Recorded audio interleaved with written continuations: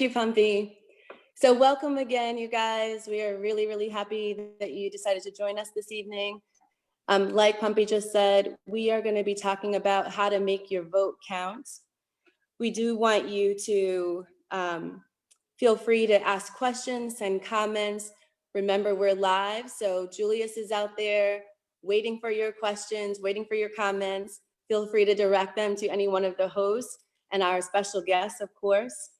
We are wanting to share with you that the opinions shared by our guests are not necessarily the ideas and opinions of the Chime In hosts. We are definitely excited about our opportunity to learn and engage with you. Remember, Chime In is here for you. We are creating a platform for our community to have a conversation and real conversations that really need to be had. So again, I'm Celeste Day. I'm a healthcare administrator. Welcome to Chime In. Good night, everyone. My name is Andrea Caesar. I'm an emergency nurse practitioner and a family nurse practitioner. Welcome to Chime In. Good evening. I'm Denise Sinclair. I'm a sales professional for a telecom company. Welcome to Chime In. Good afternoon. I'm Jermaine Lawrence, aka DJ Pumpy. I work for FedEx as a courier. Welcome to Chime In. Good evening. I'm Glenn Frazier. I'm a clinical specialist and respiratory therapist for a medical device company. Welcome to Chime In. Good afternoon. I'm Julius Caesar. I'm a financial analyst by trade. And please, as usual, welcome to Chime In.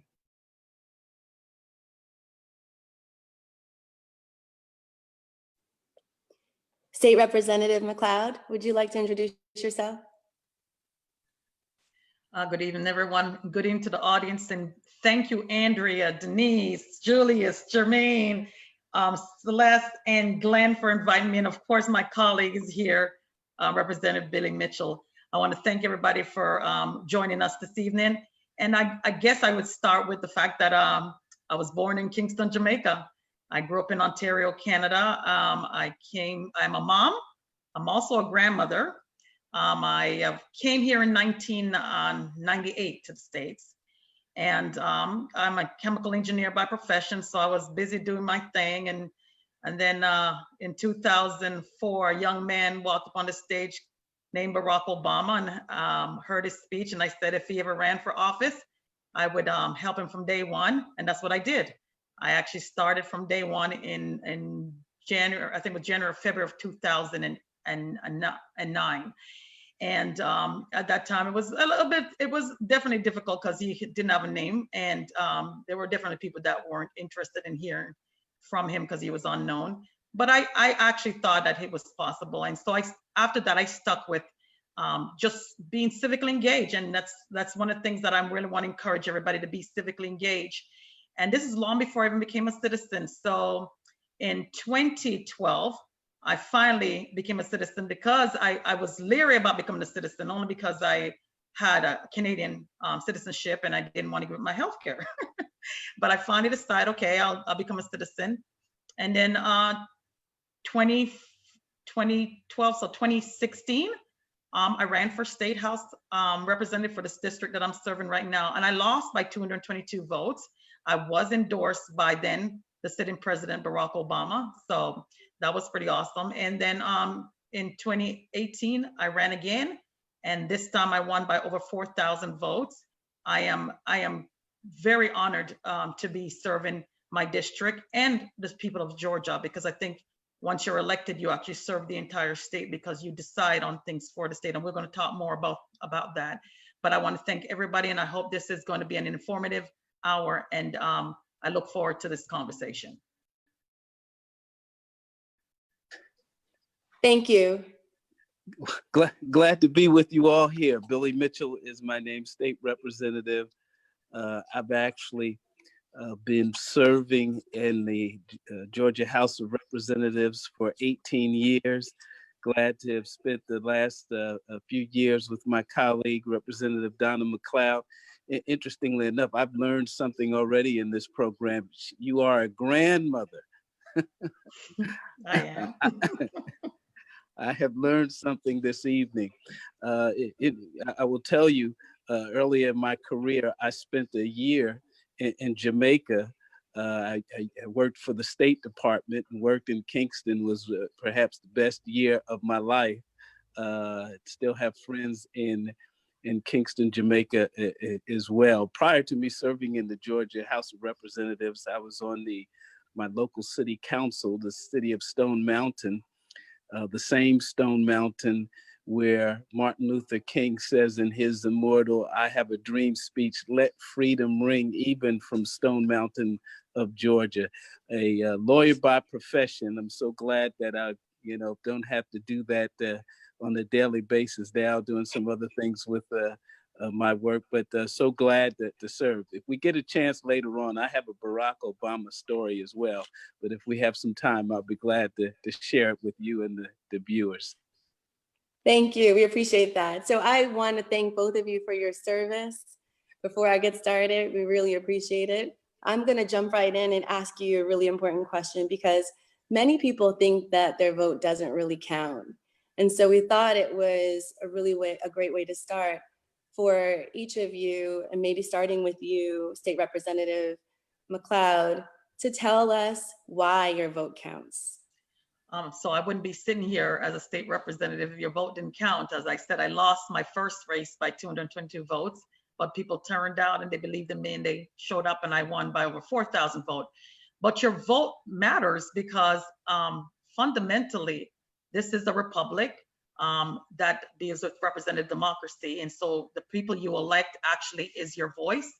And the most important thing about your vote is that we handle your money. So I want to break it down a little bit for everyone out there. 75% of the Georgia state budget, which is about $28 billion, come from income tax and sales tax. 19% is in fees and 5% comes from businesses. And so fundamentally, our job is to pass a budget for the state of Georgia so it actually functions. There's probably about almost 47 departments, but between those 47, 10 departments basically take up 90% of the $28 billion, and education is number one. And so if you care about your kids' education and healthcare and just the air that you breathe and water, you want to care about who you elect into office.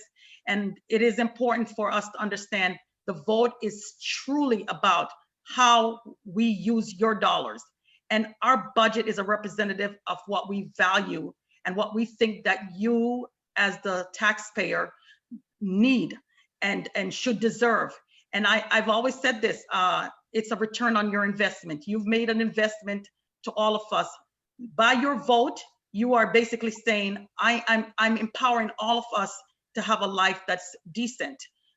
Knowledge is very powerful, but the vote is the most powerful thing we give to each other. So I want people to understand just how powerful they are. And I think once individuals start empowering themselves and realizing how powerful they are, then we will change this state and we'll change this country and we'll probably end up changing the world.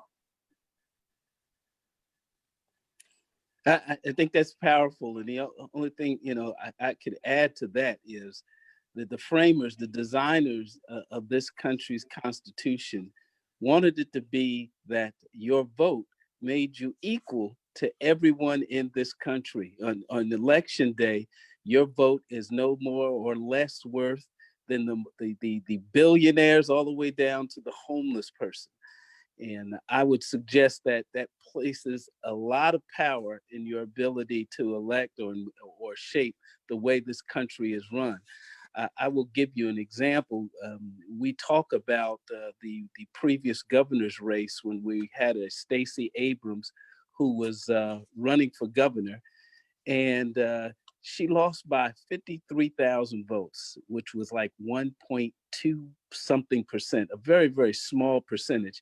And we could talk about voter suppression and irregularities, which, certainly those things were true. But let me tell you something else. Here in DeKalb County alone, there were 100,000 registered voters who did not vote. And there's 159 counties in Georgia, and in DeKalb County alone, there were 100,000 people who did not vote. Certainly the same could be said for Gwinnett, Cobb County, many other counties, which could have made a difference. Our vote is so precious, and that's one of the reasons why we have so many groups that try to suppress us and keep us from voting and making it difficult to vote because of its value.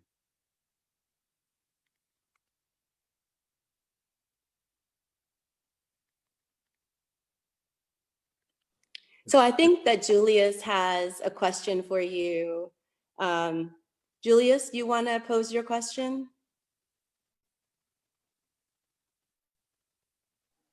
Sure. Billy, this question is for you. What is the best resource to obtain information on candidates running for political office?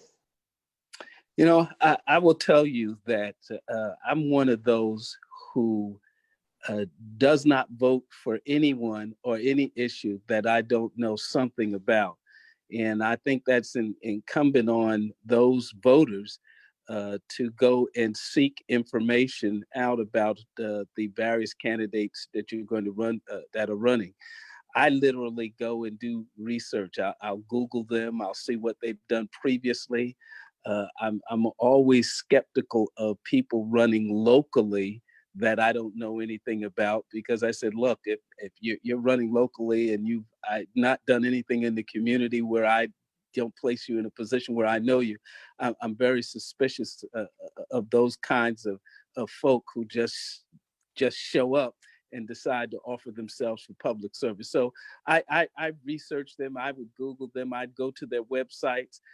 I've even had, on occasion, had to call candidates and say, what do you feel about this particular issue? When candidates are running, if they don't answer your call before they get elected, that's always a bad sign. So I look for their websites, even call them, and certainly examine whatever mail that they have as well.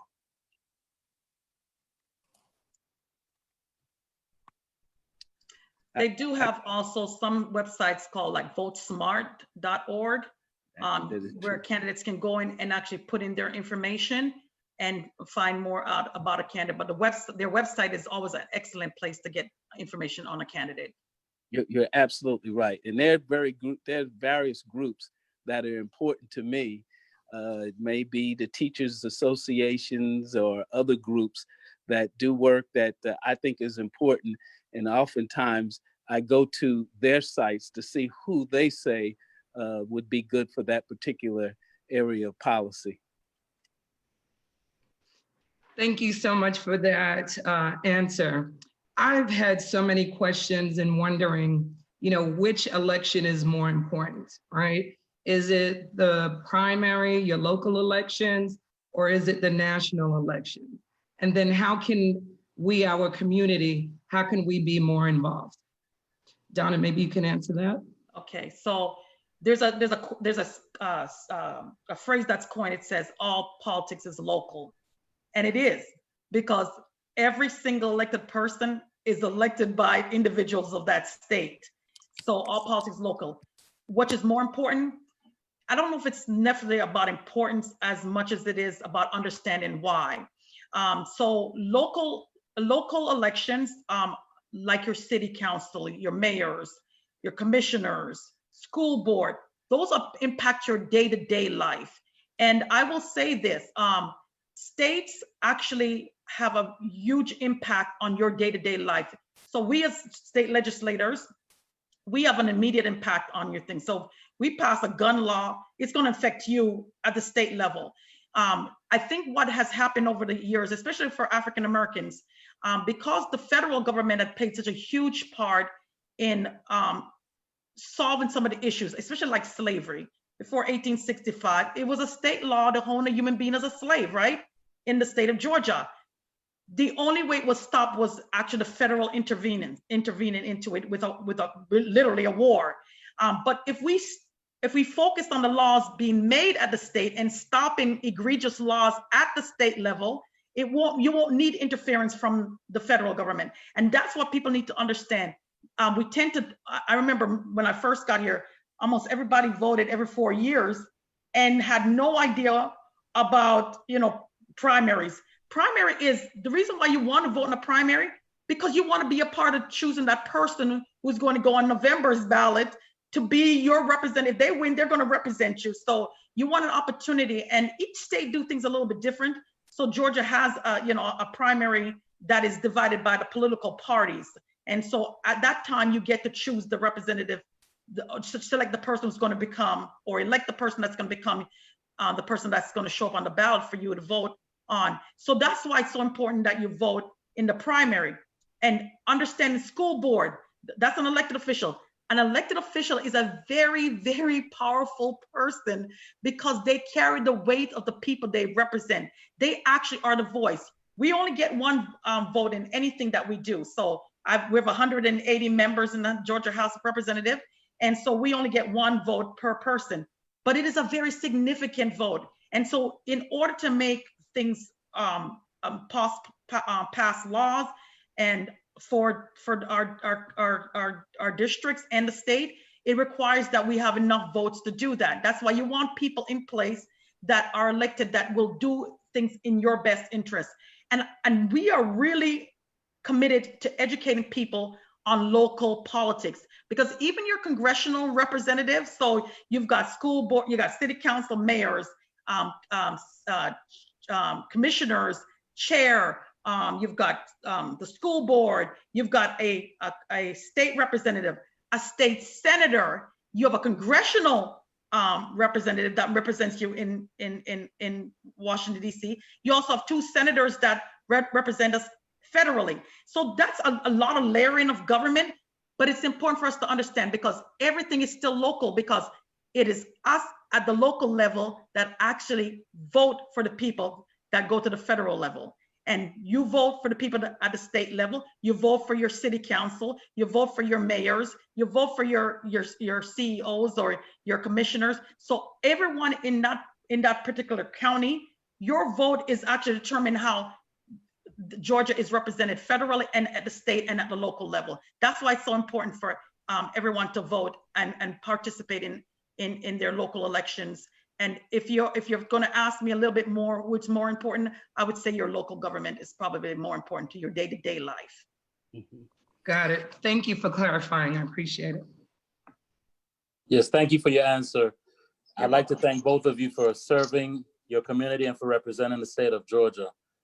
So my question is, if you did not register and didn't vote in the primary, can you still register and vote in the general election? Most certainly you can. You have up until 30 days before the election to be registered. And actually, we here in Georgia, we have another election coming up August, I want to say this the second Tuesday in August. The 11th. It's the runoff election. Those who did not get 50% plus 1 vote in our primary are engaged in a runoff, the first and second place finishers.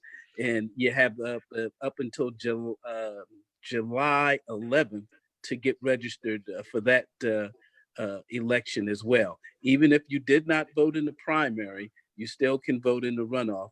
And certainly you can, 30 days before the general election, you can register to vote as well.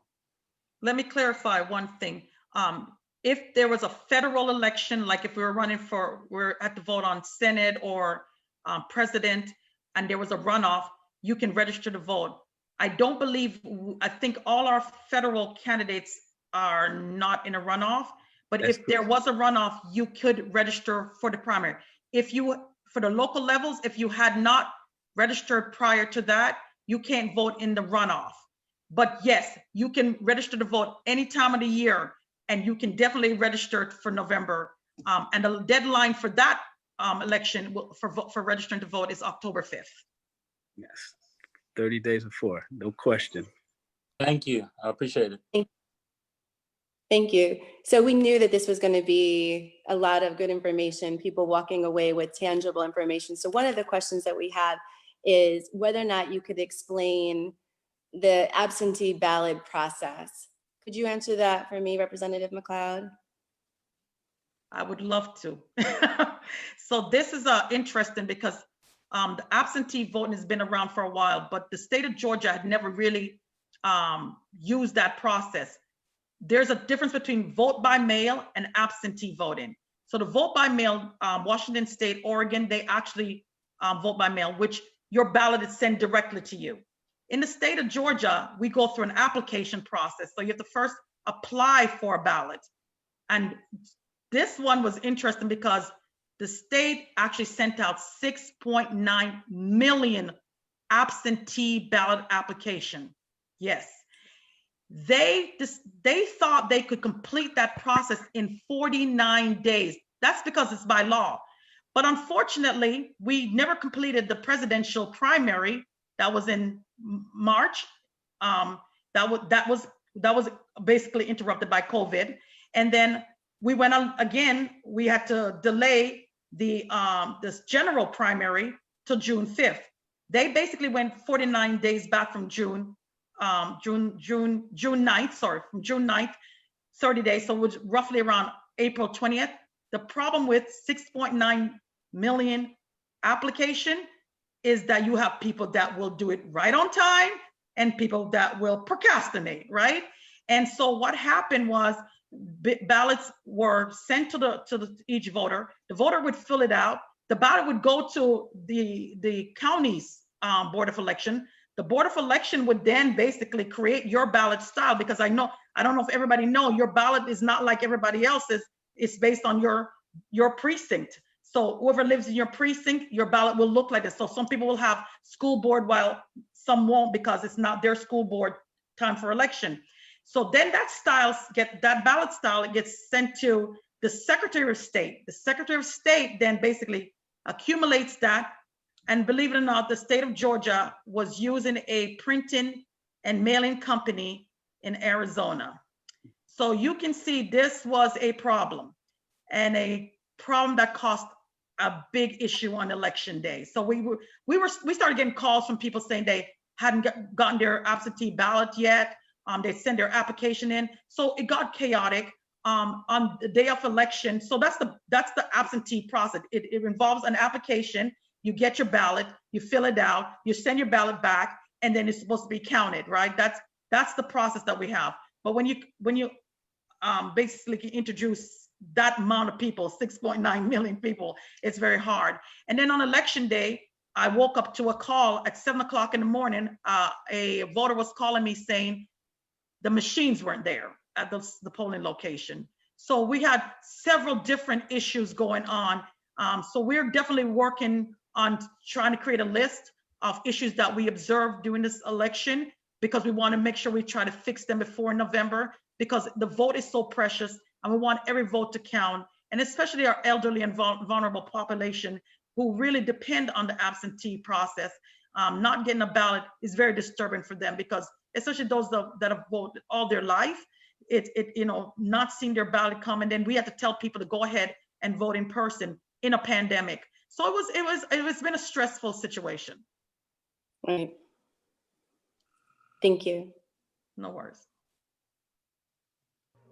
So with the election that just went by, I know there was a lot of people who requested an absentee ballot and did not get one.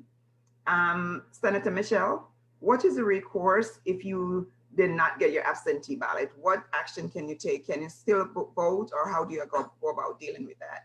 Yes, that's a very good question for our viewers to know. The reality is there were a number of people who never received their absentee ballot. Some for some nefarious reasons, some maybe mistakes with the post office, some maybe perhaps even some mistakes with their own address.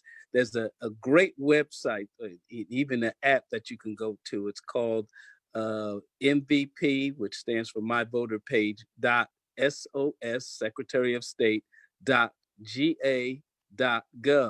And you can actually track how your ballot, your absentee ballot is doing. Did they receive your application? If they received your application, did they mail you your ballot and where it is in the process? If it gets too late, then you're going to have to make your way down to the polls and vote. making sure that your vote is cast. I would suggest to people, I authored the first early voting period in Georgia. It was a battle that was done in 2003. It was only 1 week. The parties were very, very nervous about giving people that much time to vote early. And lo and behold, more conservatives voted by absentee than did those who were not as conservative. So what they did the following years was they opened it up tremendously. It was 45 days at one time where you could vote absentee.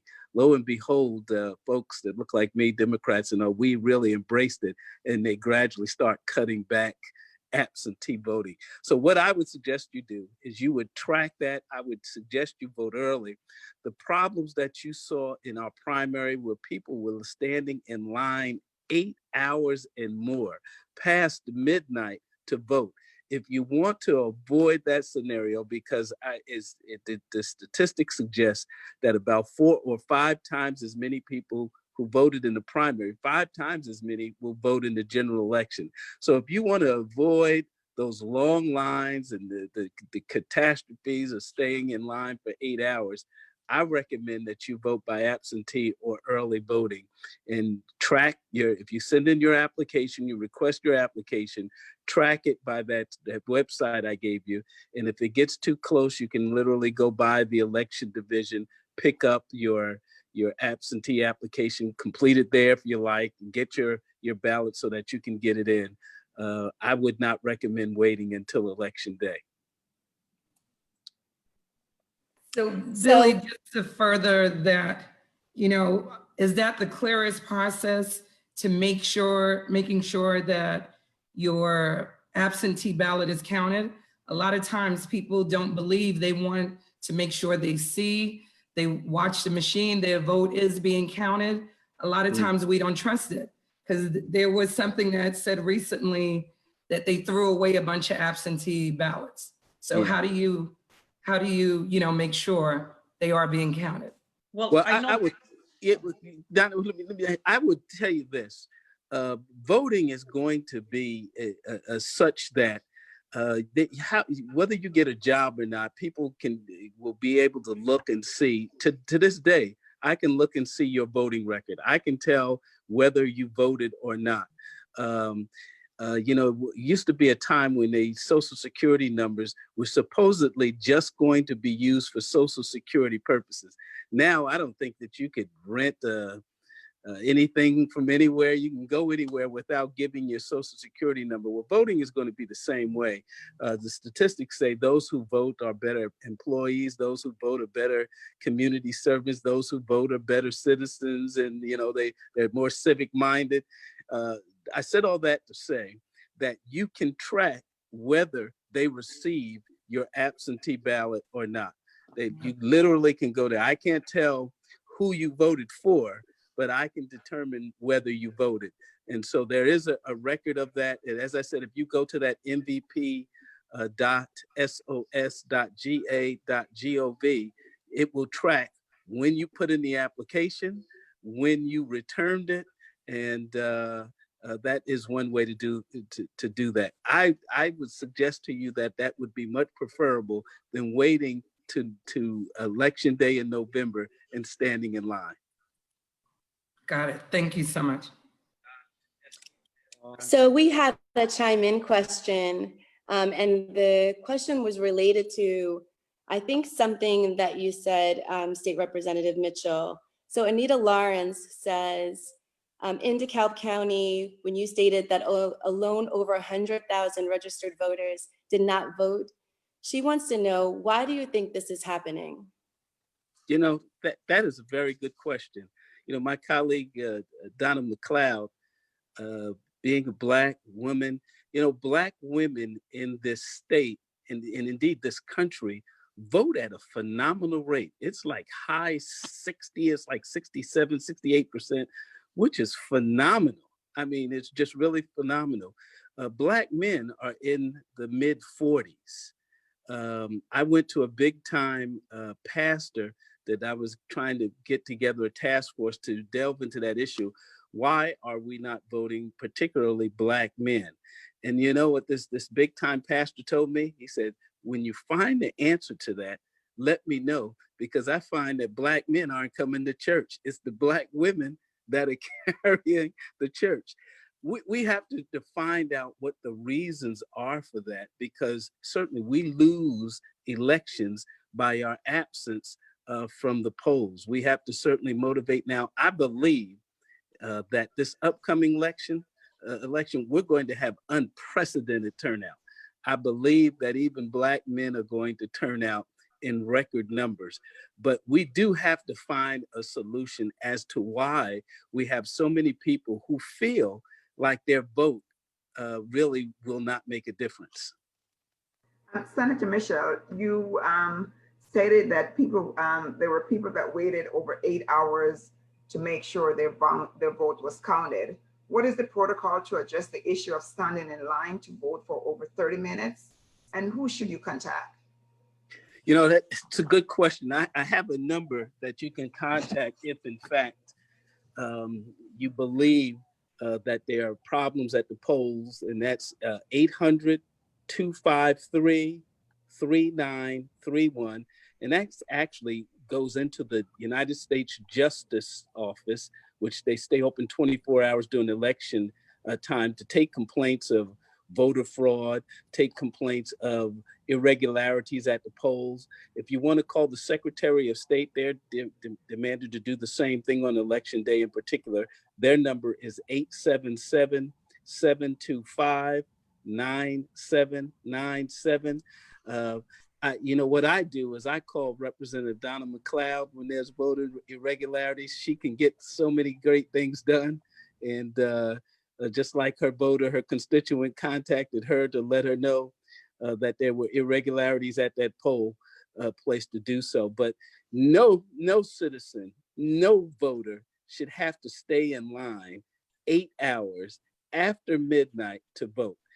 I think that's a clear case of voter suppression in and of itself. And we need to find out remedies for that situation. Can I chime in? She's so clever. The other thing that is important is the actual Board of Election in your county. They are actually tasked with actually executing an election in your county. So one of the things that I know in 2016, we had a huge problem. By the way, I represent part of Gwinnett County, part of Bethlehem, part of Decula, part of Lawrenceville, part of Grayson, and part of Loganville. It was a gerrymandered district. But one of the things that we pushed back in 2016 was on the Board of Election themselves, and to start coming up with actual logistical plans as to how to move people through, you know, whether it's the paperwork, you know, creating stations that you can get the paperwork done quickly. If it's the machine, make sure the machines are strategically placed so people don't have to walk very far to get back to when they completed it. So just the logistic of it. So the board of elections in your county is also a big part of it. And of course, the Secretary of State is the umbrella over all the Board of Elections in our state. And they're responsible for making sure that 2 elections are smooth. So it's a failure on their part when this doesn't happen. And I just want people to not give up anything when it comes to your vote. And I know standing in line, it seems hard, and people stood in line because they knew the importance of standing in line. We're going to work really, really hard to make sure that the 2020 election in November does not resemble the primary in 2020. And that means that we're going to keep the election boards accountable. We're going to keep the Secretary of State accountable to the voters, because that's their most important job. We pay them to do just that, to facilitate an election where people can vote with ease and have access to the ballot box. Yes. Thank you. Thank you very much. So we are wrapping up, but I want to ask you, Representative Mitchell, if you wanted to say anything, because I think that Representative McLeod did a nice job at closing with that. Did you want to say something? You know, it's what a pleasure it is to be here with the Chime In and the viewers on a topic such as this. I like to say often that you get the kind of direction of this country that you deserve. You get the kind of service that you deserve. Those who go out and participate in the process, quite frankly, get a better government than those who don't. You know, every now and then I hear, I'm sure that your listeners, viewers here, they say, how come that community over there seems to get everything that they need, and this community over here seems to be underserved? Now, I could give you sociological reasons and economic reasons and the like, but the real answer to that is the people that are well served are engaged and informed and participate in the voting process. And those who aren't well served simply are not. If we could somehow miraculously pick up all the people in the underserved community and put them in the well-served community and put all the well-served people in the underserved community, guess what would happen virtually overnight?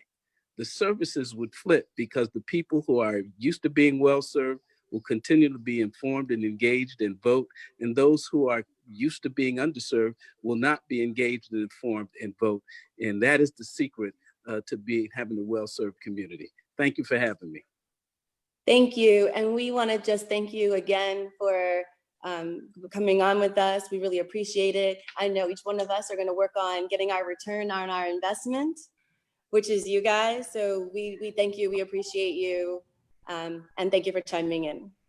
Thank you guys so much for coming. Thank you. Thank you. Thank you all. Thank you. Okay, guys.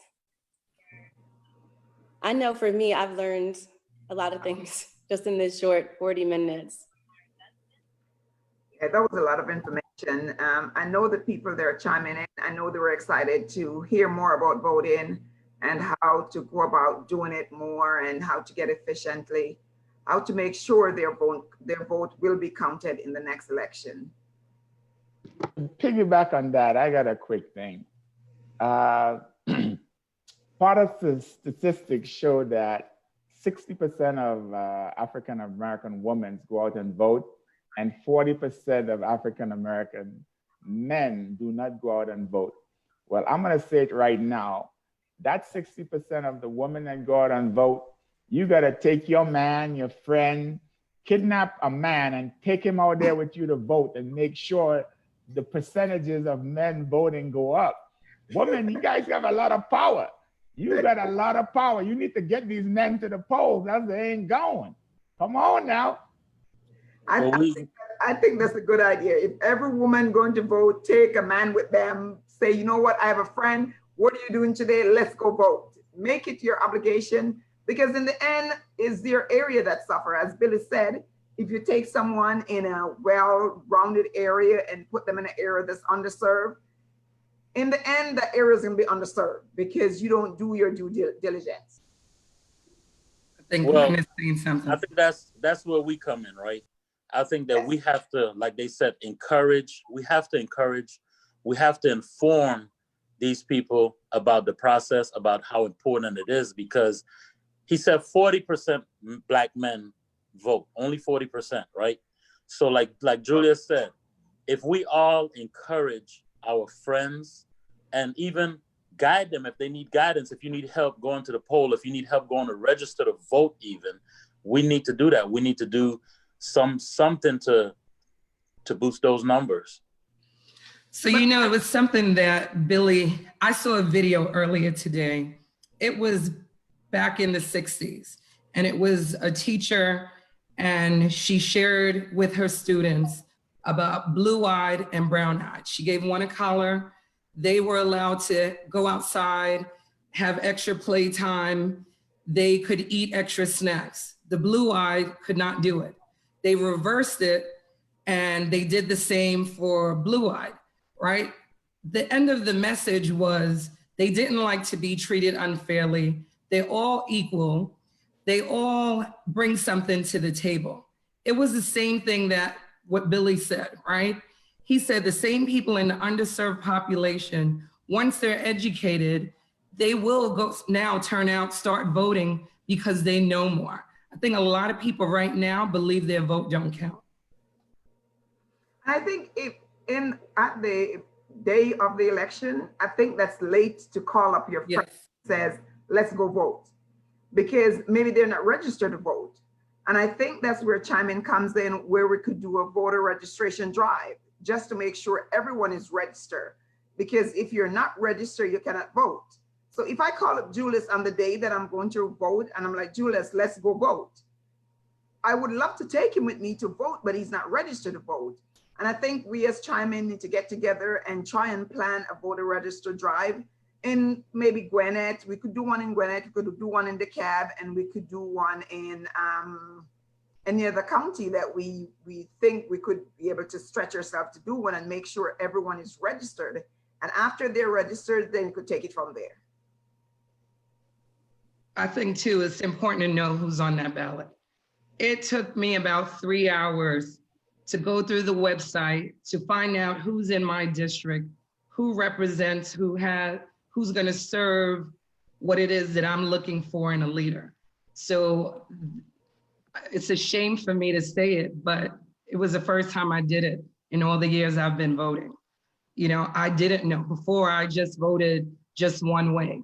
This is the first time that I took the initiative to go on the website to look who does what and how they can serve our community. So I would tell people that that's very important to do as well. Denise, I think that that's really important for people to hear, because I think the other thing about that is if you don't take that effort and you're not deliberate about it, then people they choose not to vote, because then you're not really, you're not really sure what the decision is for. You just don't think it's valuable because you haven't actually taken the time to understand what that decision is really going to mean. So I really think that's great. I think it's great that you shared that. So we have some chime in from our Facebook Live. Josette Edwards has a comment. Such great knowledge. Thank you so much.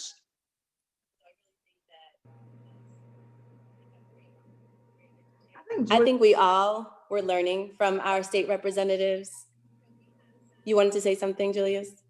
Yeah, what I was going to say is, I think a lot of times, for example, what's going on now in law enforcement and the police department, we go out and choose to vote for who's the sheriff, and we go out and choose who's the mayor, and the mayor influences who's going to be the chief of police and other things like that. We have a voice in choosing who is going to be leading the police department. So we need to go out and make sure that when we go out to vote for mayor or any position, that whoever that person is going to be saying to themselves, hey, we want to ban on choke, we want to kind of redo the system from ground up. So police, when it comes to dealing with young Black men, treat them differently, treat them with respect and diligence. For example, the case that just happened where this young man got shot at the Wendy's in Georgia. In my opinion, if I'm the police officer, and if you look, the first police officer on the scene said to him, you know what, just go pull in the parking space and sleep it off and go ahead and go back to sleep. If the second police officer didn't show up, he would have been fine. But he fell back asleep in the car. When he actually did drive to the parking spot and the second police officer showed up, that's who now wanted to push things further. So now this second officer obviously is going to push it to the limit. Me being a police officer, he's not on the highway, he's not a threat to anybody. Yeah, go ahead and go back to sleep in the parking space, and I'm gone. The guy was so knocked out, he's just gonna sleep. By the time he wakes up, he's fine, he's good. But the pushing and the pulling and the sheer aggressiveness led to a man's death. Glenn wanted to say something. So yeah, I wanted to say something. I think we didn't really touch on, we talked a lot about the voting and we had the representatives on, but one of the key things that we have to keep in mind is that for us to have a voice, we have to have that financial backing. To do that, we have to keep the money within our communities, recirculating within our community, so that when we have somebody that's representing us, they have our best interests at heart. So we have to keep that in mind, that in order to do that, we have to keep the money recirculating among us so we could get our agenda pushed forward. And how do you suggest that we keep the money circulate in our area? Well, there's a lot of things to do. You have to spend in your community. You have to spend with the people who are in your community, who live in your community, who work in your community, who are building up your community. You don't want to spend with somebody who has a business in your community and then they go back to another county after that business closes and they put nothing back into your community. So we want to spend with our people, with us, with whoever has the businesses, whoever is sponsoring the politicians, whoever is sponsoring the community to move to push the community forward. That's who you want to spend your money with. So I think that just by making the money recirculate in the community, we'll have a voice and a seat at the table. I agree with that. I think that our voice counts. The economics, we don't have it right now. The minute we make the money, we go out and spend it elsewhere. So it's important to educate people where to spend their money, right? Not just you go out, you buy a pair of Nikes, right? There are Black ambassadors, there are Black brands. We have compiled a list within Chime In the group as well, and where you should spend your money within ourselves. I definitely agree with you, Glenn. But I think Junior Anderson, he makes a point about educating Black and brown population when it comes to their elected officials, right? Yes, I think you should spend the money within the community, but I think it's our ownness in educating ourselves on who those elected officials are. He's saying that social media is the key. I think we need to attend the events, council meetings. I think it takes us to make that drive, the voters drive, or even go into the council meetings. I don't think we could do it alone just by social media. Yeah, one of the things that is clearly obvious in America is that you have to be a citizen to vote. And I know as Caribbean people, a lot of times we feel we don't want to give up that citizenship in Jamaica, Trinidad, or wherever we're from. But a lot of people let it be known you can have dual citizenship. And just because you accept citizenship in America does not mean you give up citizenship in the country that you were born. In fact, I know people with several citizenships. I'm not calling any names, but I know somebody who has a citizenship in Canada, United States, Jamaica, and they're working on getting one in Trinidad right now. So just because you file for citizenship in the United States does not mean you're giving up your citizenship in your home country. A lot of people don't want to give up that citizenship because one day they feel like they may have to run back to that country if things go south where they are here now. And let's hope that doesn't happen. But yes, people should go out and get that citizenship in order to vote and make their voice heard. What do you think, Pompey? Even though I'm not a politician and I never too have much interest in politics, today I was listening to Rush Limbaugh. I like to listen to him. I like to listen to their show because they're funny. You know, most of them is Republican, yeah, and always talk bad about Democrat. You got more belly than me. Today I was listening to him. Actually, I was listening to Sean Henley, and he was saying that the same thing that Denise and Glenn saying, that a lot of the people who are in their community, they not even know who to vote for. They don't know their sheriff. They don't know. A lot of them not even know who's the mayor. They don't know nothing. So, and then he was saying that at the polling station, there's nothing there that tell you if you're voting for a Democrat or a Republican. So you have to know who you're voting for when you go there, because you will end up put the wrong thing you know, you put the X beside the wrong person. So you have to know before you go there, because there's no sign anymore that tell you, okay, Celeste is a Democrat, so you have to vote for Celeste, or Julius is a Republican, so you have to, you understand? So what Celeste and Glenn was saying, actually, Sean Henley was saying that today. And that's the truth. I mean, a lot of people not even know who is the mayor. I think too, they've streamlined it. One thing I wanted to ask them was, is the process streamlined across the board? So I live in Beaufort, it's probably only 10% Black. But when I went in, it's different from the year prior. You go in, you choose Republican or Democrat. They give you a voter's card. The only thing you get to see now is whatever party that you choose. Then the next process, you go to the machine, you stick the card in, then you choose who you want. After that, it prints out a sheet that you take to a third place, then you put it in the machine and it's counted. Now, was that the same process for the rest of you guys? So yes, you can only vote. You can either vote on a Republican ticket or a Democratic ticket. And you only see, if you pick Democratic, you only see the Democratic candidates. If you pick Republican, you only see the Republican candidates. Okay, so that's changed from prior years. That's true, because it's the primary. And if you are going to vote Democrat in the primary, then you're choosing between Democrats. And if you're going to be voting Republican in the primary, then you're choosing between Republicans who's going to represent you in November. So it's probably a good way of doing things. Okay. Because previous years, you can mistakenly vote for somebody else that you didn't mean to, and there's no way to correct it. That's exactly what he was saying. There's no way. Once you put that vote, that's it. And that's exactly what he was saying. But I want to touch back what Julius was saying about, you know, the guy who got shot recently, lately.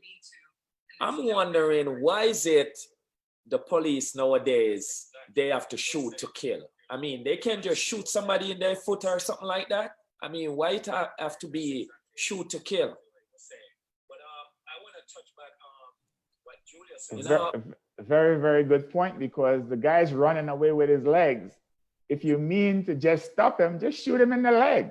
Right. You know, or even if he shot in the air, the guy probably would have stopped.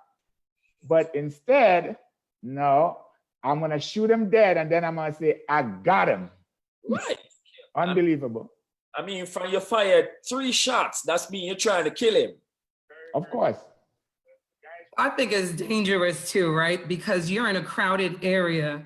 I get shooting for the body, right? Because it's a bigger mass. You'd have to be a sure shot to hit the legs. But I'm not going to shoot somebody who's running away from me. Shooting someone who's coming to me all day, I'm shooting you straight. So to me, a little bit different. I don't understand why, in terms of the force, when it was just a taser to me is not deadly force. And he's shooting behind him, which is not even a straight shot. So it's a little hard.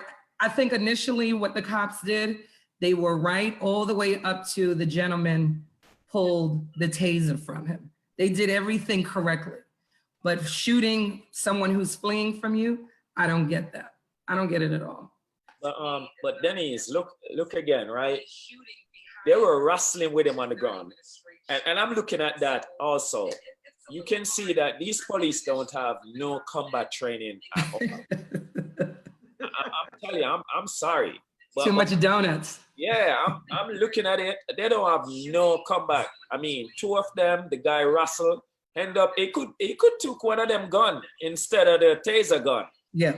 Yeah. And then the next thing you know, he probably could have shot both of them. You see what I'm saying?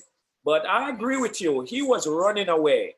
So that's mean he became no threat anymore. So why kill him? I think emotions and egos got caught up. Here's the other thing, right? Once he discharged the taser, you can't discharge a taser twice. it's already discharged. Right. So the taser is no longer a threat. Right. The taser didn't hit him. His back is still running away now. The taser is no longer a threat because he can't shoot it twice. Right. So why kill him? Right. Well, the whole moral to this is that nothing is going to change until we change things. This is going to continue happening until we make a difference at the top. Until we do that, these shootings are going to continue to happen. We're going to continue to have protests and riots, and we have to do something different to make a difference. And that starts with our vote. That to do is to vote, right? Yes. We need to elect officials that are going to represent us. Just like I love that Representative McLeod said, their return on our investment. Just like you think about financially making decisions, you vote for who's going to be on the board for your investment. You make a decision about, if you live in a condominium, you're going to make a decision about who's representing you for your board in your condo, for your home. All of those things are the things that are going to make the difference. So we have to be deliberate, like Denise said. We need to go out. We need to get the information. I love the fact that Representative McLeod shared, there's votesmart.com. So make sure you use that. Even Google, who thinks about just going onto Google and saying, I need to know what this person stands for. Do they represent my views and my beliefs? Are they going to support me and represent me the way that I want to be represented? So I think that this was a great topic, you guys. I think we know that making our vote count is critical to our success. And we thank you all for chiming in with us. We ask you to continue to share our information, join us, send your topics. And we're just excited to serve you guys in our community as well. So thank you and good night. Thank you. Good night. Good night.